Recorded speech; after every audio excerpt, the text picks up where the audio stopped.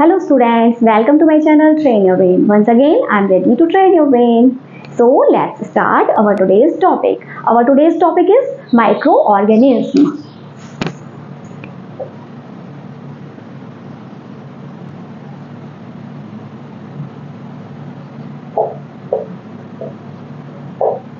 For class 8th. ये topic आपका class 8 में रहता है। Micro organism. माइक्रो मीन्स होता है माइन्यूट और tiny, organism means living beings. तो माइक्रो ऑर्गेनिज्म नाम से ही पता चल रहा है कि tiny organism are called micro organism. ये माइक्रो ऑर्गेनिज्म को कन्वीनियंटली माइक्रोब्स भी बोला जाता है। माइक्रोब्स जो है वो इतने छोटे होते हैं कि हमें नेक्ड आइज से नहीं दिखाई देते हैं। ये सिर्फ माइक्रोस्कोप के नीचे ही दिखाई देते हैं या फिर किसी मैग्नीफाइंग ग्लास के नीचे, वो भी जब ये कॉलोनी में हो तब। कॉलोनी मीन्स क्या, ग्रुप में होते हैं, किसी ग्रुप में होते हैं तो इनके ग्रुप को कॉलोनी बोला जाता है। तो सिंपल मैग्निफिकेशन से ये तभी दिखाई देंगे जब ये कॉलोनी में होंगे। अगर ये इंडिविजुअली है तो सिर्फ और सिर्फ हमें माइक्रोस्कोप के नीचे ही दिखाई देते हैं। तो माइक्रो ऑर्गेनिज्म की स्टडी जिस ब्रांच में की जाती है साइंस की, उस ब्रांच को बोला जाता है माइक्रोबायोलॉजी।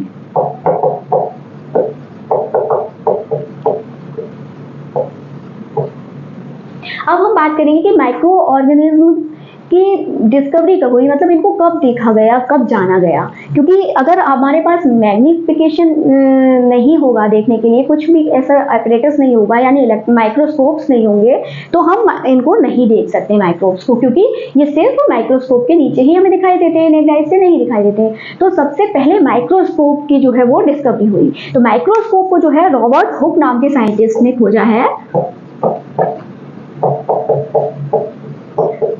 इन 1665 में। उससे पहले ज्यादा माइक्रो ऑर्गेनिज्म के बारे में लोगों को पता नहीं था। तो जब 1665 में रॉबर्ट हुक नाम के साइंटिस्ट ने एक अपना खुद का कंपाउंड माइक्रोस्कोप बनाया, जिससे कि वो चीजों को मैग्नीफाइंग करके देखते थे। तो जब उन्होंने एक बॉटल कॉर्क को एक थिन स्लाइस लिया उसका और उसको अपने माइक्रोस्कोप के नीचे देखा, तो उन्होंने देखा कि उसमें कुछ हनीकॉम्ब जैसी कुछ चैम्बर्स दिखाई दे रहे हैं। इस तरह से हनीकॉम्ब में इस तरह के चैम्बर होते हैं ना, हेक्सागोन, तो इस तरह के चैम्बर्स उनको उसमें दिखाई दी। तो इन्होंने सिंगल चैम्बर को सेल नाम दिया, हिंदी में कोशा कहते हैं इसको, और यहीं से जो है सेल यानी कोशिका नाम पढ़ा। जो हम स्ट्रक्चरल और फंक्शनल यूनिट होती है लिविंग ऑर्गेनिज्म की, उसका नाम क्या पड़ा, सेल पड़ा यहीं से। तो जब रॉबर्ट हुक ने माइक्रोस्कोप की डिस्कवरी की, उसके बाद ही माइक्रो ऑर्गेनिज्म की स्टडी शुरू हुई है और हमें माइक्रो ऑर्गेनिज्म के बारे में जानकारी प्राप्त हुई है। मैग्निफिकेशन भी कई तरह का होता है। एक तो होता है सिंपल मैग्निफिकेशन। सिंपल मैग्निफिकेशन, आप सिंपल कोई भी मैग्नीफाइंग ग्लास के नीचे अगर किसी चीज को देखते हैं तो वो सिंपल मैग्निफिकेशन होता है। सेकंड आपका कंपाउंड माइक्रोस्कोप होते हैं सेकंड। तो वो जो कंपाउंड माइक्रोस्कोप होते हैं उनमें क्या होता है, दो लेंस का एक ऐसा सेट होता है जो कि आपको चीजों को और मैग्नीफाई करके दिखाता है। तो कंपाउंड माइक्रोस्कोप की जो पावर होती है वो किसी भी ऑर्गेनिज्म को 1000 टाइम लार्ज करने की होती है, यानी मैग्नीफाई करने की होती है। तो कंपाउंड माइक्रोस्कोप से आप 1000x ये उसकी पावर रहती है, यानी किसी भी ऑर्गेनिज्म को 1000 टाइम मैग्नीफाई करके आपको दिखाते हैं। और एक और भी डेवलप्ड माइक्रोस्कोप्स होते हैं, वो इलेक्ट्रॉन माइक्रोस्कोप्स होते हैं। इलेक्ट्रॉन माइक्रोस्कोप जो है उसमें आपको स्क्रीन पर दिखाई देता है, उस पर स्क्रीन जो है जुड़ी होती है माइक्रोस्कोप से, और स्क्रीन पर आपको इमेज दिखाई देती है किसी भी ऑर्गेनिज्म की। तो इनका मैग्निफिकेशन मिलियन टाइम होता है। ये किसी भी ऑर्गेनिज्म को आपको मिलियन टाइम मैग्नीफाई करके दिखाते हैं। तो कुछ माइक्रोब्स इतने छोटे होते हैं कि वो कंपाउंड माइक्रोस्कोप के नीचे भी हमें नहीं दिखते हैं, वो सिर्फ और सिर्फ इलेक्ट्रॉन माइक्रोस्कोप के नीचे दिखाई देते हैं, जिनमें कि कॉमन नाम होता है वायरस का। वायरस इतने छोटे होते हैं कि वो इलेक्ट्रॉन माइक्रोस्कोप के नीचे ही दिखाई देते हैं। अब इतनी बात करने के बाद अब हम बात करेंगे इनकी अक्रेंस की, यानी माइक्रो ऑर्गेनिज्म कहाँ कहाँ पाए जाते हैं। तो माइक्रो ऑर्गेनिज्म जो है लगभग सभी जगह पाए जाते हैं, एवरीवेयर। ये किसी भी तरह की क्लाइमेटिक कंडीशन में सर्वाइव कर सकते हैं, जैसे कि आइसी कोल्ड कंडीशन में भी माइक्रोब्स पाए जाते हैं। अगर आप किसी हॉट वाटर स्प्रिंग को देखें तो उसमें भी माइक्रोब्स मिलेंगे। अपने आसपास हम लोगों के चारों तरफ एयर में, वाटर में, सॉइल में, हर जगह माइक्रोब्स पाए जाते हैं। तो ये लगभग हर जगह पाई जाती है। सिर्फ आपको फायर फ्लेम में, स्पेस में और एसिड में, इन 3 जगह आपको माइक्रोब्स नहीं मिलेंगे, बाकी सभी जगह आपको माइक्रोब्स देखने को मिलेंगे। देखने को उससे मतलब नेक्ड आई से नहीं दिखेंगे। अगर आप इलेक्ट्रॉन माइक्रोस्कोप या कंपाउंड माइक्रोस्कोप के नीचे देखेंगे तो माइक्रोब्स आपको दिखाई देंगे। तो ये तो बात हो गई इनके अक्रेंस की। अब हम बात करेंगे टाइप्स ऑफ माइक्रोब्स की। तो अब हम बात करते हैं टाइप्स ऑफ माइक्रोब्स की।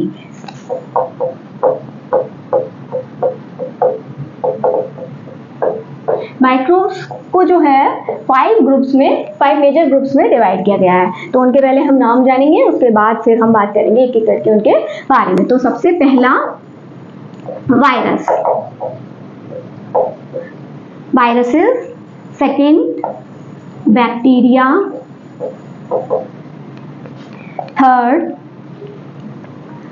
Protozoa, fourth algae and fifth fungi.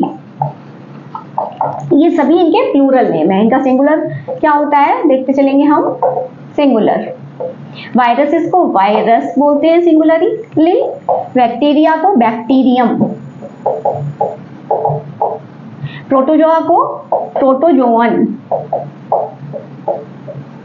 Algae को एल्गा एंड फंगी को फंगस। ये इनके सिंगुलर नेम है।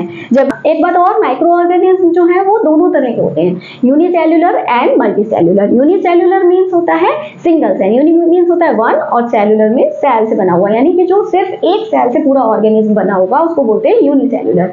और जहां मोर देन वन सेल से किसी भी ऑर्गेनिज्म की स्ट्रक्चर बनी होती है, पूरी बॉडी स्ट्रक्चर, उसको बोला जाता है मल्टीसेल्युलर। तो मल्टीसेल्युलर में 2 सेल या मैनी सेल्स इस तरह से हो सकती है। तो अब हम एक एक करके इनके बारे में बात करेंगे। तो सबसे पहले हम बात करेंगे वायरस के बारे में। वायरस जो है स्मॉलेस्ट माइक्रोब की कैटेगरी में आते हैं, क्योंकि ये सिर्फ और सिर्फ इलेक्ट्रॉन माइक्रोस्कोप के नीचे में दिखाई देते हैं। और दूसरी बात, ये जो वायरस वर्ड है ये लैटिन लैंग्वेज से डेराइव हुआ है। वायरस का मतलब होता है पॉइजन।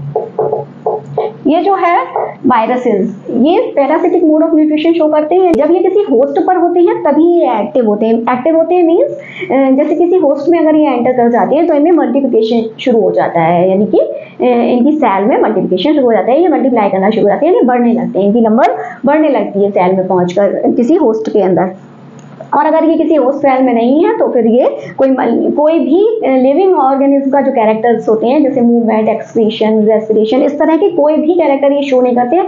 अगर ये अपने होस्ट सेल में होते हैं सिर्फ और सिर्फ एक ही लिविंग कैरेक्टर शो करते हैं, ये मल्टीप्लिकेशन, यानी मल्टीप्लाई करते हैं। ये सिर्फ एक यही लिविंग ऑर्गेनिज्म का कैरेक्टर ये शो करते हैं। तो सभी वायरसेस जो है वो पैरासाइट्स होते हैं और ये डिजीज कॉजिंग ऑर्गेनिज्म होते हैं। तो डिजीज कॉजिंग माइक्रो ऑर्गेनिज्म को एक टर्म दिया जाता है पैथोजन। पैथोजन, तो हम कह सकते हैं कि all viruses are pathogen. Pathogen means disease causing, यानी कि ह्यूमन, प्लांट्स और एनिमल्स हर किसी में डिजीज कॉज करते हैं। अगर किसी पर एज अ होस्ट ये रह रहे हैं किसी भी ऑर्गेनिज्म पर, यानी ह्यूमन, प्लांट और एनिमल पर, तो उसको जरूर ये कोई ना कोई डिजीज कॉज करेंगे। तो इसीलिए ये पैथोजन की कैटेगरी में आते हैं। और वायरस की स्टडी साइंस की जिस ब्रांच में की जाती है उसको बोला जाता है वायरोलॉजी।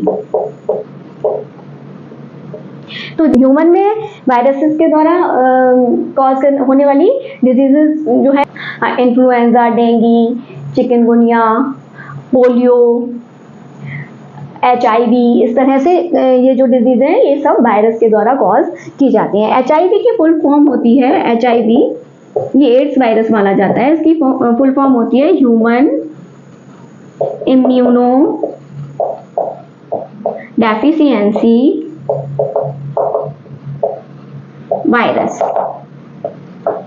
यानी कि ये वायरस जो है ह्यूमन के इम्यून सिस्टम जो हम लोगों का होता है, मतलब कि अगर कोई भी ऑर्गेनिज्म, माइक्रो ऑर्गेनिज्म हमारी बॉडी में एंटर करेगा तो उसके प्रति हमारी बॉडी जो है वो एक डिफेंस सिस्टम होता है हमारा, तो वो डिफेंस सिस्टम जो है उसको बोलते हैं इम्यून सिस्टम। तो जो हमारी इम्यून सिस्टम को वीक कर देता है ये वायरस, जिससे कि धीरे धीरे डिजीज से जो लड़ने की कैपेसिटी होती है ह्यूमन की वो कम होती जाती है और उसकी बॉडी जो है वो वीक होती जाती है।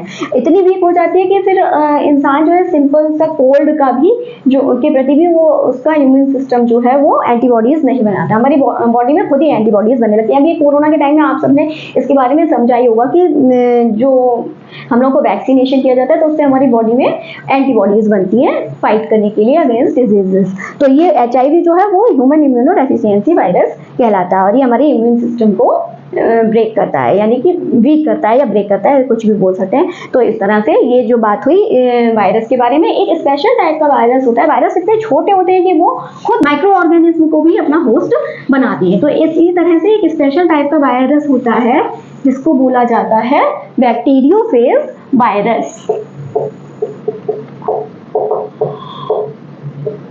बैक्टीरियोफेज वायरस, जैसा कि नाम से ही पता चल रहा है कि ये बैक्टीरिया के ऊपर रहता है एज अ पैरासाइट, यानी बैक्टीरिया को अपना होस्ट बनाता है और फिर ये बैक्टीरिया के अंदर एंटर करके उसके अंदर मल्टीप्लाई करते जाते हैं और उसको मतलब बैक्टीरिया को भी डिजीज कॉज कर देते हैं और बैक्टीरिया जो है मर जाता है इनकी पैरासाइटिक मोड की वजह से। तो इस तरह से ये शो करते हैं बैक्टीरियोफेज वायरस जो है वो पैरासिटिक मोड शो करते हैं ऑन बैक्टीरिया। इसकी खोज एक रशियन साइंटिस्ट ने की थी जिनका नाम है एली मैचनिकॉफ। इन्होंने इसकी जो है डिस्कवरी की थी बैक्टीरियोफेज वायरस की और इसको एक नाम दिया था फैगोसाइट। उन्होंने इसको नाम फैगोसाइट दिया था, लेकिन इसको क्योंकि ये बैक्टीरिया के ऊपर जो है वो अपना पैरासिटिक मोड शो करता है, इसीलिए इसको नाम फिर बाद में बैक्टीरियोफेज वायरस पड़ गया। तो अब हम बात करेंगे अपने सेकंड पॉइंट पर, बैक्टीरिया। इसको सिंगुलरली बैक्टीरियम बोला जाता है। बैक्टीरिया जो होते हैं वो बहुत ही प्रिमिटिव टाइप की सेल के बने होते हैं, यानी कि इनकी जो सेल होती है उसमें बस एक सेल मेम्ब्रेन होती है आउटर और वेल डेवलप्ड न्यूक्लियस भी नहीं होता है इनमें, और साइटोप्लाज्म में भी कुछ ज़्यादा इनके सेल ऑर्गेनिज्म नहीं पाए जाते हैं। तो ये बहुत ही प्रिमिटिव टाइप के जो है वो सेल होती है। और बैक्टीरिया की खोज सबसे पहले एंटोनी वैन ल्यूवेनहॉक नाम के साइंटिस्ट ने की थी, यानी कि उन्होंने सबसे पहले इसको माइक्रोस्कोप के नीचे ग्रुप में देखा था। ये ग्रुप में जो है सिंपल से मैग्निफिकेशन से भी दिखाई दे जाते हैं, लेकिन अगर हम इनको एक सिंगल सेल के रूप में देखना चाहें तो फिर ये कंपाउंड माइक्रोस्कोप के नीचे ही दिखाई देंगे। तो उन्होंने जो है इनको ग्रुप में देखा था एंटोनी वैन ल्यूवेनहॉक ने। फिर उसके बाद धीरे धीरे और स्टडी हुई और फिर बैक्टीरिया के बारे में और जानकारी मिली, तो उससे ये पता चलता है कि ये बहुत ही प्रिमिटिव टाइप के सेल होती हैं। बैक्टीरिया की अकरेंस जो है, बैक्टीरिया जो है वो मोस्ट वाइडली स्प्रेड होते हैं, यानी कि ये हर तरह की कंडीशन में मिलते हैं हमारे चारों तरफ, आपकी बुक्स में, आपकी टेबल पर, आपके घर में, हर जगह, आपके स्कूल में, मतलब इनकी अकरेंस हर जगह होती है। इवन ये बहुत आइसी कोल्ड कंडीशन में भी रह सकते हैं और बहुत ही एक्सट्रीमली हॉट वेदर कंडीशन में भी ये मिलते हैं। जैसे हॉट वाटर स्प्रिंग वगैरह होते हैं वहाँ पर भी बैक्टीरिया मिलेंगे आपको, और ग्लेशियर वगैरह होते हैं ना, वहाँ पर भी आपको बैक्टीरिया की प्रेजेंस देखने को मिलेगी। तो ये हर तरह की कंडीशन में रहते हैं और वाइडली स्प्रेड, यानी बहुत हर जगह ही पाए जाते हैं बैक्टीरिया। बैक्टीरिया जो है वो वायरस की तरह नहीं होते हैं, मतलब कि ये जो है सारी लिविंग बीइंग की जो कैरेक्टरिस्टिक्स होती हैं वो सारी शो करते हैं, जैसे कि एक्सक्रीशन, डाइजेशन, रेस्पिरेशन और मल्टीप्लिकेशन, ये सारी जो है ये शो करते हैं। बैक्टीरिया जो है कुछ हमारे लिए हेल्पफुल भी होते हैं और कुछ हार्मफुल भी होते हैं। तो ये पैरासिटिक मोड भी शो करते हैं और ये कुछ तरह के बैक्टीरिया होते हैं जैसे लैक्टोबैसिलस बैक्टीरिया हैं या फिर राइजोबियम बैक्टीरिया, इनके बारे में आप थोड़ा बहुत पहले से जानते हैं कि राइजोबियम बैक्टीरिया जो है नाइट्रोजन फिक्सेशन में हमें हेल्प करता है सॉइल के लिए, और lactobacillus bacteria curling of milk के लिए रिस्पॉन्सिबल होता है। तो इस तरह से ये हमारे लिए हेल्पफुल भी होते हैं कई जगह पर, और लेकिन कई जगह ये पैरासिटिक मोड शो करते हैं, जिससे कि कुछ जो है डिजीज भी ह्यूमन को हो जाती हैं, जैसे कि typhoid, cholera, plague, TB, diphtheria, food poisoning, इस तरह की जो डिजीजेज हैं वो सारी बैक्टीरिया की वजह से होती हैं। तो बैक्टीरिया जो है वो शेप के हिसाब से इनको नाम दिया जाता है। तो शेप के हिसाब से जो है कुछ अलग अलग टाइप के बैक्टीरिया पाए जाते हैं, जिनमें से कुछ मैं आपको बताती हूँ कि जैसे कि बैसिलस बैक्टीरिया। बैसिलस बैक्टीरिया जो होते हैं वो रॉड शेप्ड बैक्टीरिया को बोला जाता है। ऐसे कोकस टाइप के बैक्टीरिया जो होते हैं वो स्फेरिकल यानी राउंड शेप के होते हैं, और अगर ये दो बैक्टीरिया ग्रुप में मिलेंगे तो इनको बोला जाता है डिप्लोकोकस। ऐसे ही अगर ये स्फेरिकल बैक्टीरिया के चारों तरफ आपको सीलिएटेड स्ट्रक्चर सीलियाज मिलेंगे तो उसको बोला जाता है विब्रियो। ऐसे ही थर्ड टाइप का बैक्टीरिया होता है स्पाइरिलम। स्पाइरिलम नाम से पता चल रहा है कि स्पाइरल स्ट्रक्चर के होते हैं, ऐसे कॉइल से स्पाइरल स्ट्रक्चर के होते हैं। तो इस तरह से ये शेप के हिसाब से बैक्टीरिया को जो है नाम दिया जाता है। तो अब हमारे दो टॉपिक यहाँ पर हो गए, वायरस एंड बैक्टीरिया के बारे में हमने यहाँ समझ लिया। अब हम थर्ड टॉपिक की बात करेंगे, प्रोटोजोआंस। अब हम थर्ड टाइप की माइक्रोब की बात करेंगे, प्रोटोजोआ की। तो प्रोटोजोआ जो है, प्रोटोजोआंस जो होते हैं वो सिंगल सेल्ड और नॉन ग्रीन एनिमल्स होते हैं, नॉन ग्रीन ऑर्गेनिज्म होते हैं। तो सिंगल सेल्ड यानी कि एक ही सेल का पूरा ऑर्गेनिज्म बना होता है इनका। तो ये जो है प्रिमिटिव टाइप के लिविंग ऑर्गेनिज्म की कैटेगरी में भी आते हैं, और ये वाटर लविंग एनिमल्स होते हैं, यानी कि अधिकतर वाटर में मिलते हैं। ये फ्रेश वाटर, मैराइन वाटर और मोस्टली फ्रेश वाटर में मिलते हैं, और ये जो है स्टैग्नेंट वाटर और रनिंग वाटर हर तरह के पानी में पाए जाते हैं। तो इनमें कुछ कॉमन से नेम है अमीबा, पैरामीशियम, यूग्लिना, प्लाज्मोडियम, इस तरह के प्रोटोजोआ होते हैं। एक स्पेशल टाइप का प्रोटोजोआ है जिसका नाम होता है यूग्लिना। यूग्लिना की एक स्पेशलिटी होती है कि इसमें ये कुछ इस तरह से देखने को मिलता है, कुछ इस तरह का होता है, और एक ये फ्लैजेलम इस तरह का कुछ होता है देखने में। ये जो है इसकी एक स्पेशलिटी ये होती है कि इसकी सेल में क्लोरोप्लास्ट पाया जाता है। क्लोरोप्लास्ट आप समझते हैं ना, क्लोरोप्लास्ट पाया जाएगा तो ये फोटोसिंथेसिस की प्रोसेस इनकी बॉडी में होती है। तो ये थोड़ा सा autotrophic mode of nutrition show करते हैं, लेकिन ये हेटरोट्रॉफिक मोड ऑफ न्यूट्रिशन भी शो करते हैं, क्योंकि ये कुछ बैक्टीरिया और फंगस पर जो है फीड करते हैं। तो ये जो यूग्लिना नाम का जो प्रोटोजोआ होता है, इसको एनिमल की कैटेगरी में इसलिए रखा जाता है क्योंकि एक जो एनिमल और प्लांट सेल में एक डिफरेंस ये होता है कि प्लांट सेल की आउटर कवरिंग के ऊपर एक और लेयर होती है, कवरिंग होती है, इसको बोला जाता है सेल वॉल, और उसके अंदर सेल मेम्ब्रेन होती है। और एनिमल्स में क्या होता है, सेल वॉल जो है वो एब्सेंट होती है। तो इसीलिए यूग्लिना में जो है सेल वॉल एब्सेंट होती है, इसीलिए इसको एनिमल किंगडम में स्टडी किया जाता है। और इसमें बाकी कोई भी कैरेक्टर प्लांट के दिखाई भी नहीं देते हैं, तो इसलिए इसको ऐसे प्रोटोजोआ भी हैं जो वो कुछ प्रोटोजोआ ऐसे हैं जो parasitic mode of nutrition show करते हैं, तो वो एनिमल्स और ह्यूमन वगैरह में पैरासाइट की तरह पाए जाते हैं और उनको डिजीज भी कॉज करते हैं, यानी पैथोजेंस भी होते हैं कुछ, जैसे कि मलेरिया है। मलेरिया जो डिजीज है हम लोगों की, वो हम लोगों को प्लाज्मोडियम नाम के प्रोटोजोआ की वजह से होती है। और डिजीज होती है ह्यूमन में अमीबिक डिसेंट्री यानी अमीबिक पेचिस, इसको बोला जाता है हिंदी में। तो ये जो है वो एंट अमीबा की वजह से होती है। तो इतना हमने जाना प्रोटोजोआ के बारे में। अब हमारा next fourth point algae. Algae जो है प्लांट किंगडम में स्टडी किए जाते हैं, और ये ग्रीन प्लांट्स होते हैं, यानी इनमें क्लोरोफिल की प्रेजेंस होती है, इसीलिए ये ऑटोट्रॉफिक मोड शो करते हैं। ये ऑटोट्रॉफ्स होते हैं, और ये वाटर लविंग प्लांट्स होते हैं जो कि फ्रेश और मैराइन दोनों तरह के वाटर में पाए जाते हैं। और लेकिन इनकी स्पेशलिटी, ये थोड़े डिफरेंट टाइप के प्लांट्स होते हैं जिनमें कि प्लांट के जो बॉडी पार्ट्स होते हैं, यानी कि प्लांट के जो पार्ट्स होते हैं वो डिफरेंशिएट में होते हैं, जैसे कि रूट्स, स्टेम, लीव्स, ब्रांचेस, इस तरह से इनमें नहीं पाए जाते, क्योंकि ये जो है वो यूनिसेल्युलर और मल्टीसेल्युलर दोनों तरह की होती हैं, और माइक्रो ऑर्गेनिज्म होते हैं, यानी कि छोटे छोटे से होते हैं। तो यूनिसेल्युलर और एल्गी के कुछ एग्जाम्पल्स जैसे क्लेमाइडोमोनास, क्लोरेला, डायटम्स, ये कुछ एग्जाम्पल हैं जो कि यूनिसेलुलर एल्गी की मिलते हैं, और ये जो मल्टीसेलुलर एल्गीज होती है वो फिलामेंट की फॉर्म में पाई जाती हैं। तो फिलामेंट की फॉर्म में क्या होता है कि ये कई जो है एक दूसरे के साथ जुड़ी होती हैं सेल्स एल्गी की, लेकिन ईच सेल जो है वो इंडिविजुअल होती है, उसमें उनका एक दूसरे से कोई संबंध नहीं होता, लेकिन वो सिर्फ एक कॉलोनी में रह रही होती है साथ में।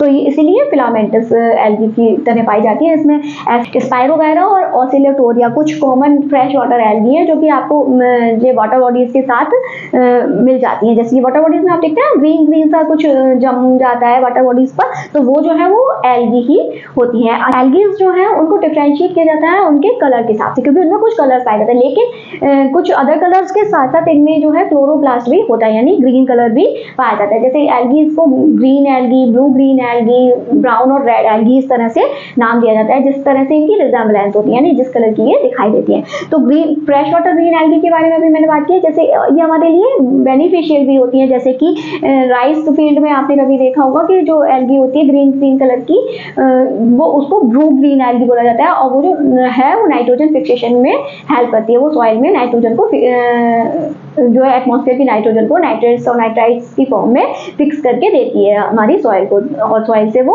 प्लांट्स को मिलते हैं नाइट्रोजन का जो है नरिशमेंट। इसी तरह से जो ब्राउन एल्गी होती है वो मेराइन एल्गी होती है, मेराइन वाटर एल्गी होती है, और वो जो मेराइन वाटर एल्गी है वो rich source of natural iodine होती है हमारे लिए, क्योंकि वो मेराइन वाटर में पाई जाती है। तो इस तरह से एल्गी के बारे में अभी हमने जाना यहाँ पर। अब हम नेक्स्ट टॉपिक की बात करेंगे अपने, जो कि है फंगी।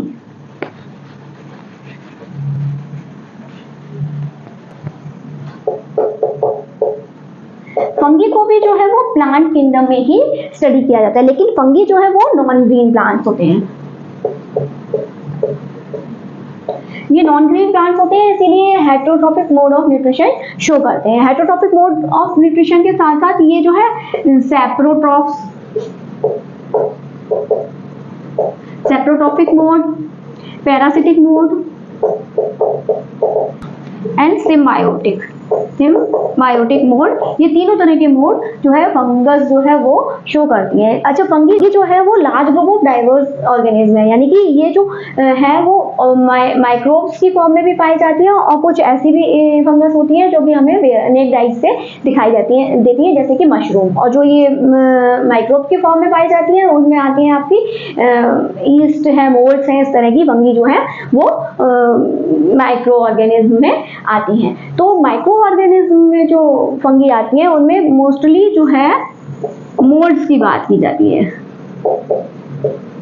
तो मोल्ड्स जो है वो मल्टी सेल्यूलर ऑर्गेनिज्म होते हैं। तो मोल्ड्स में जो है वो इनकी बॉडी जो है वो 2 पार्ट्स में डिवाइड होती है। जो मेन बॉडी होती है उसको बोलते हैं माइसीलियम। माइसीलियम जो है वो मेन प्लांट बॉडी होती है, और उससे वर्टिकल ब्रांचेस निकली होती हैं जिन्हें बोला जाता है हाइफी।